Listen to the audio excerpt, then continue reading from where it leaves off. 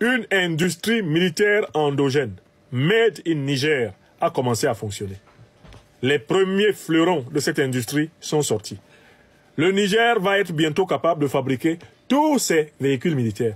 Et il va être capable de fabriquer toute une gamme de véhicules de transport extrêmement adaptés aux conditions du Sahel. Le Niger est en train de s'approprier ainsi plus amplement l'industrie automobile. Vous pourriez dire, qu'est-ce qu'il y a d'extraordinaire là-dedans? Le Burkina Faso l'avait déjà fait, le Nigeria le faisait déjà, l'Afrique du Sud le faisait déjà. Non, je voudrais vous faire remarquer que cela est possible parce qu'il y a eu un changement particulier à la tête de l'État du Niger. Et c'est pour ce changement que nous nous battons dans tous les États anciennement colonies françaises ou territoires sous tutelle française. Est-ce que vous savez lequel des changements a eu lieu à la tête de l'État du Niger et qui a permis cette capacité d'investissement, cette capacité de création de richesse? Vous ne pouvez pas le savoir si vous ne savez pas comment on faisait pour investir au Niger avant l'arrivée du président Abdourahmane Tchani. Pour investir au Niger, avant l'arrivée du président Abdourahmane Tchani, on devait aller chercher des lignes de crédit au niveau de la Banque centrale des États de l'Afrique de l'Ouest. Or, la Banque centrale des États de l'Afrique de l'Ouest est une succursale de la Banque de France. Donc, en fait, pour investir au Niger, il fallait aller chercher des crédits auprès de la Banque de France. C'est donc l'autorité tutélaire française qui décidait d'accorder une certaine création monétaire à un État comme celui du Niger, à condition que celui-ci présente le projet pour lequel il souhaitait bénéficier d'une ligne de financement, ce qu'on a appelé l'aide au développement. Quand un État africain de la zone CFA présentait un projet de création d'industrie militaire, ce projet était retoqué à Paris. Tu viens à Paris négocier une ligne budgétaire de 40 milliards de francs CFA. On te donne un cahier de charge de 200 pages. On dit, va préparer toutes ces pièces et reviens nous voir. Et on fait exprès. On met des pièces que tu n'auras jamais. Quand tu viens, on dit que le dossier n'est pas complet. Donc, en fait, quand tu devais monter un projet de développement avec un financement par création monétaire de la Banque centrale, tu pouvais atteindre facilement 2 mandats sans avoir eu le décaissement de ce projet. Vous avez compris?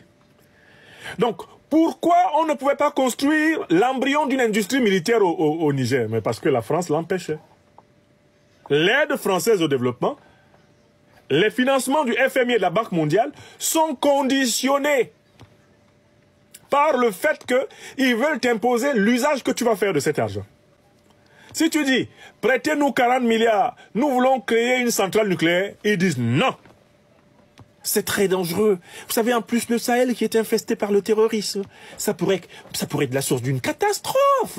Mais réfléchissez. Nous avons des experts qui ont travaillé sur la question, mais le Niger ne mérite pas une centrale nucléaire. Ah non! Mais c'est très grave que vous puissiez imaginer une chose pareille. Vous devez aller vers le développement durable exclusivement. Entre-temps, eux, leur centrale nucléaire fonctionne avec l'uranium du Niger. Alors, il faut que vous compreniez comment, en moins de 2 ans au pouvoir, il est arrivé au pouvoir le 26 juillet 2023. Nous ne sommes même pas encore arrivés le 26 juillet 2025. Comment le président Tchani peut se permettre de lancer une unité de production de véhicules militaires 100% made in Niger? Eh bien, la raison est toute simple. C'est que le Niger est désormais capable de financer sur fonds propres son développement. Et qu'il a des partenaires qui sont capables de lui livrer l'équivalent de son argent. Le Niger ne passe plus par la Banque de France pour acheter ce qui est important pour son développement. Le Niger l'achète directement sur le marché mondial. Souvenez-vous, le Niger, le fameux chèque qui a rendu la France Afrique folle.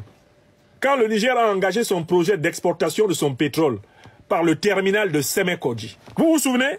Le premier chèque chinois, pratiquement 500 millions de dollars, ont été payés cash. Je dis bien cash au Niger. 500 millions de dollars. Un pays qui vient d'avoir dans ses caisses 500 millions de dollars, qu'est-ce qu'il ne peut pas acheter? Donc, écrivez très bien que c'est parce que le Niger s'est mis à commercer en voie directe avec ses partenaires internationaux que le Niger a renfloué ses réserves en devises étrangères et peut désormais s'approvisionner sur le marché international sans passer par Paris. Ce n'était pas possible sous les chefs d'État soumis au néocolonialisme français. Et puis une autre chose, le financement direct de l'économie est possible dès lors que vous avez vos propres réserves d'or. Vous ne prenez plus vos réserves d'or pour aller les déposer à la Banque centrale française. Quelle folie! Aujourd'hui, une banque centrale d'investissement sahélienne a vu le jour. Le Mali, le Niger, le Burkina Faso vont mutualiser leurs efforts et vont avoir une capacité de financement inégalée par un État d'Afrique francophone, anciennement colonie française. Pourquoi? Parce que ces pays sont en train de constituer en tonnes leurs propres réserves d'or et que ces pays sont en train de constituer leurs propres réserves de devises internationales et que ces pays peuvent payer directement dans le commerce international, y compris même en passant par le mécanisme des crypto-monnaies, sans passer par Paris. Écrivez ça. C'est ce qu'il faut comprendre.